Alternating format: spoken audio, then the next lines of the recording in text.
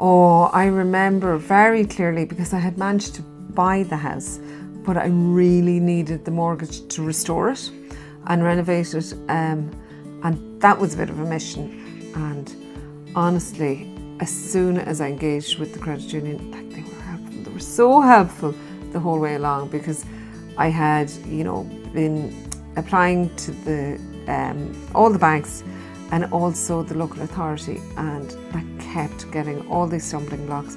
Whereas once I engaged with the credit union, they just held my hand the whole way. But I'll never forget Tracy calling me. I was actually driving around Connemara in a camper van, and I saw a missed call from Tracy, and I had my niece with me, and I pulled in.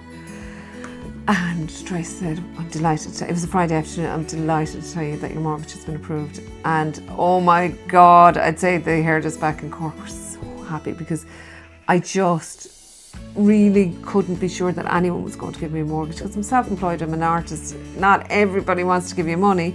I knew Tracy was as happy for me as I was. So yeah, that was I'll never forget that moment. I'm constantly recommending people to the credit union, because I don't think people know about mortgages, and then they assume it's going to be more expensive. I was just talking to a friend about it the other day, that I literally, like I had been doing before, putting a little bit aside every week. Like, that's how I pay my mortgage. So it's really manageable. And I mean, all the things like electronic transfers, it's the tech side is as good or not better than a bank.